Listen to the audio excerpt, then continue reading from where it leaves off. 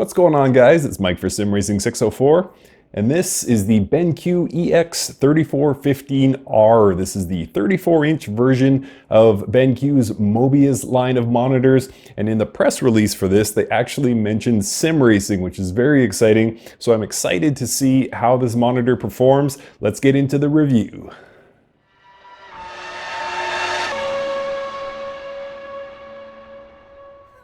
So first off, I just want to say a huge thank you to BenQ for sending me this monitor for review. I'm excited to try it out, and that's exactly what we're going to do. We're going to do some testing and then get it mounted in my sim rig to try it out, see how it performs in a sim racing scenario. But first, let's talk about some of the key specs of the EX3415R.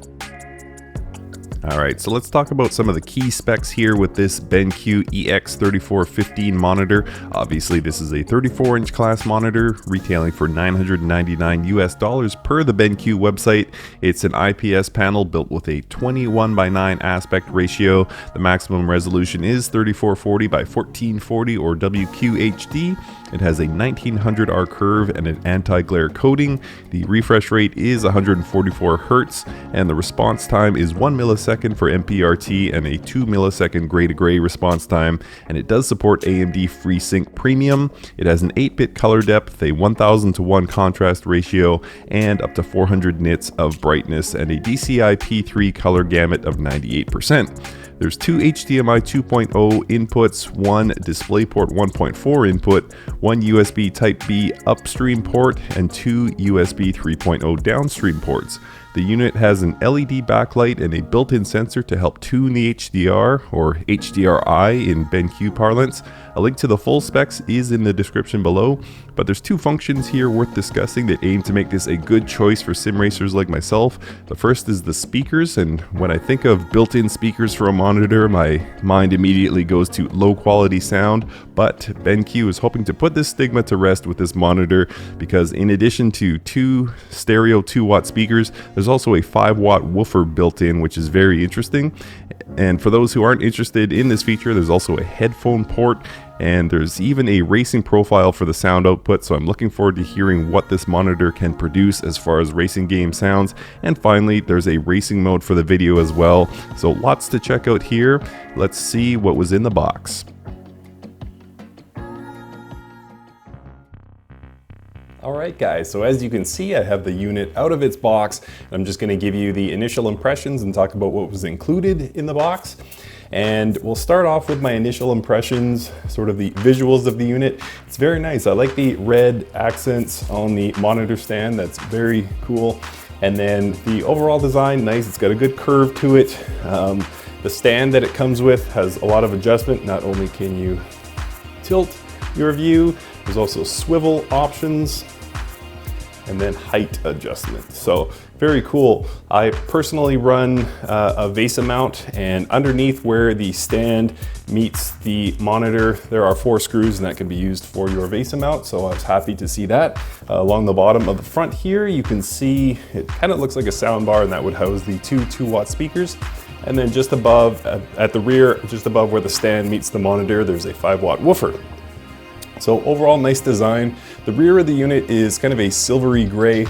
I'm not a huge fan of that. I like all black monitors, but I mean, you can't see it, so it doesn't really matter. But overall, I just prefer just a total black monitor. But again, personal preference. What was in the box? Standard quick installation, manuals, warnings.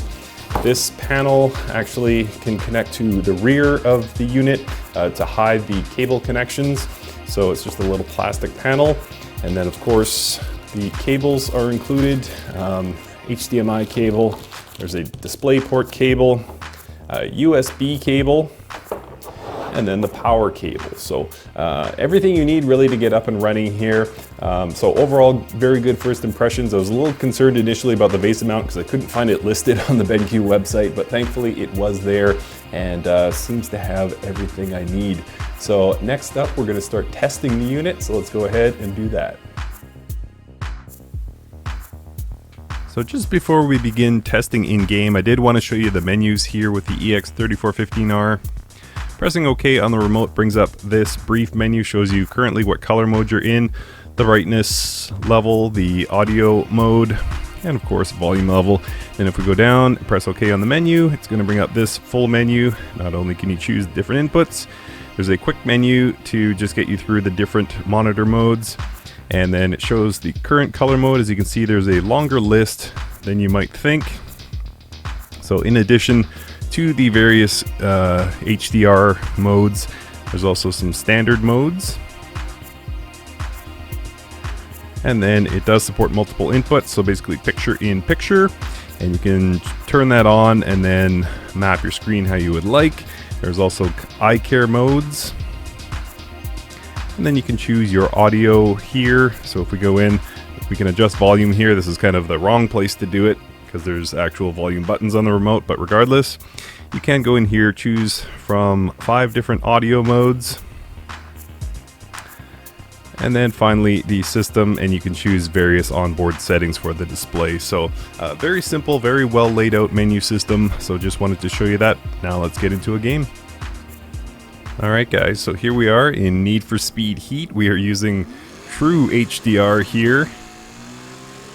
This is the game mode. I'm not sure how this will look on YouTube. Probably not great, but regardless, I can just tell you that it is like mind-blowing. I'm having trouble finding the words. All these street lights, all the headlights, so incredibly bright, and then the difference between that and the shadows is just amazing. Need for Speed Heat, one of my favorite HDR games, and it looks tremendous, just incredible. The difference between the brights and the darks here, astonishing. Really incredible. I'm using the gaming HDRi mode.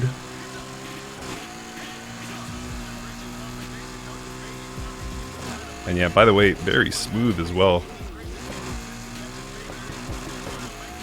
So yeah, HDR, definitely incredible.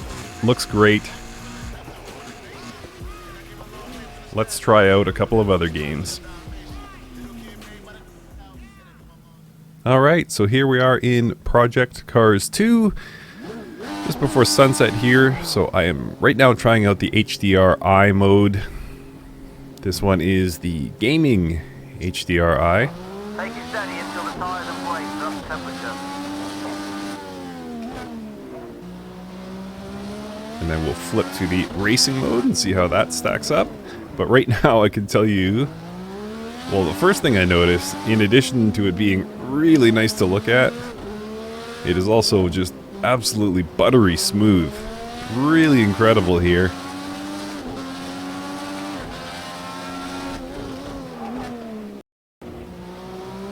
Response time, refresh rate, all on point.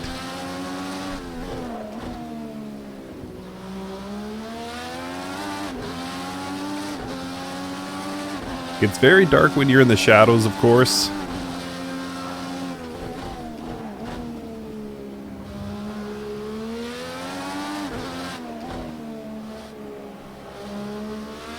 But as we come back into the light, it's very bright.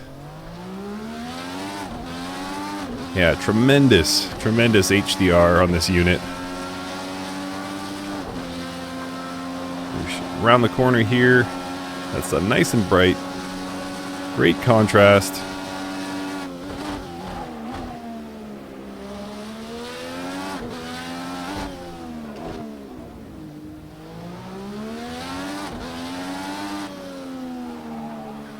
Yeah, I'm really loving this.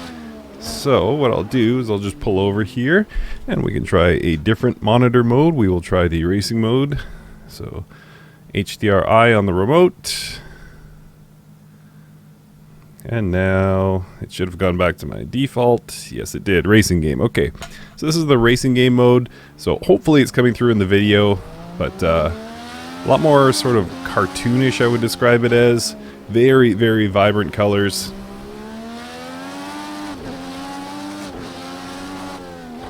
It's kind of like I took it from sunset in the HDRi mode to sort of late afternoon in the standard racing mode.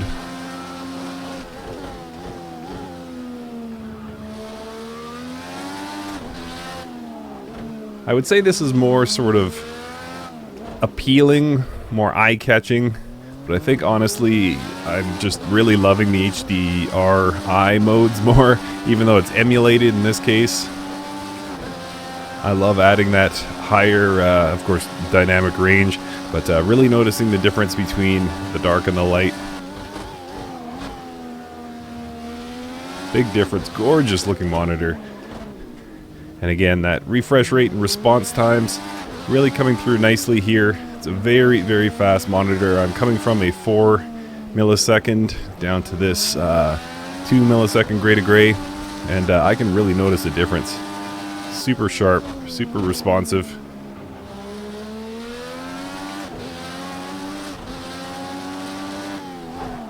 All right, now it is time to have a listen to the sounds.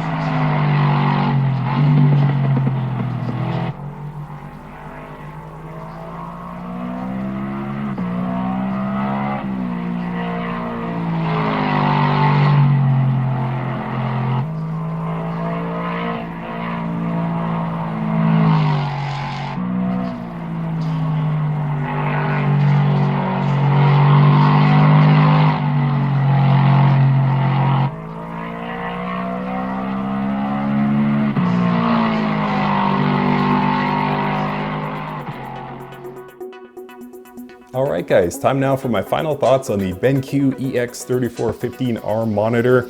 And what I'm going to do is break this down into positives or things I like, and then things I'm neutral on, and we'll finish with the cons or things I don't like about the unit. So again, starting with the positives, number one, and what any monitor should be ultimately judged by, the image quality and performance. This thing is fantastic. I really love the color. I really love the HDR modes, and the performance as well just ties it all nicely together. 144 Hertz, 1 millisecond response time really made the gaming experience excellent. And again, those HDR modes, seeing the brightness of those lights and, you know, having the shadows get really, really dark, fantastic. And the color palette during the day just really blew my mind. It's a fantastic unit, and again, that's ultimately what it should be judged by. And also in the positives category is the sound. I'm very impressed with this woofer. It's a great addition. Having the two 2-watt speakers is probably more standard for what you would find on the market, but that 5-watt woofer really takes things to the next level.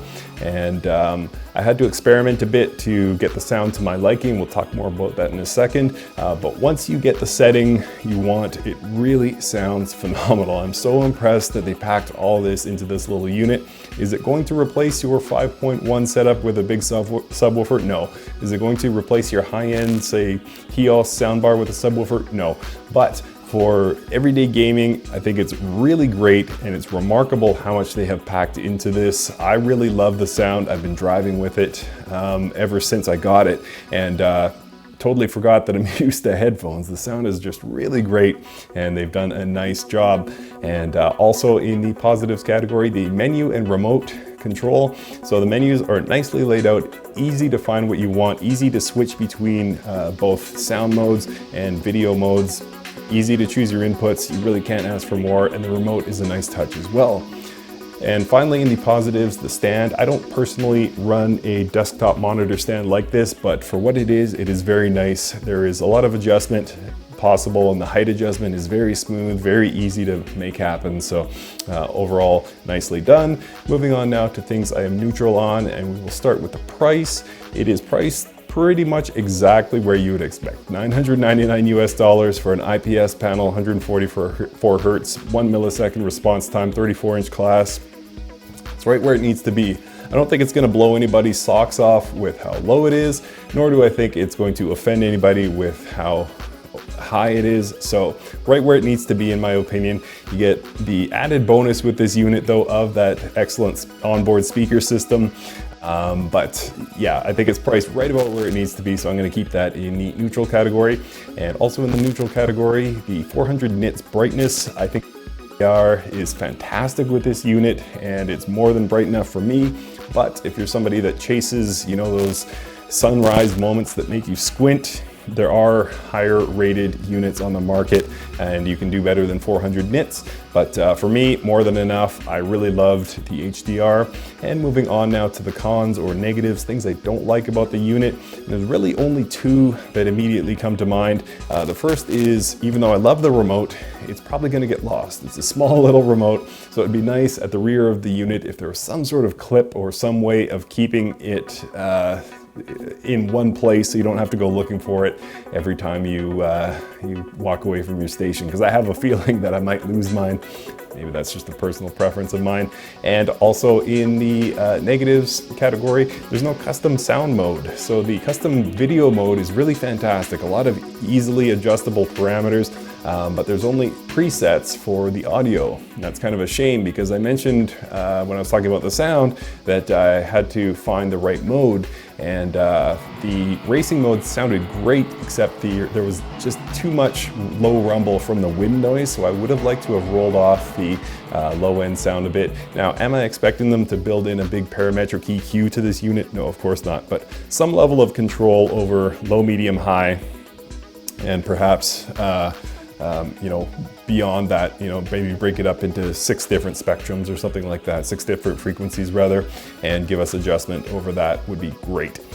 But overall, guys, fantastic unit. I love this thing. I'm very excited every time I sit down at my rig now to try this out in different modes. I think they've done a really great job with it. Excellent picture, excellent performance. For racing, it's phenomenal. Not only does it deliver the great picture I want, but it also gives that immediate response time.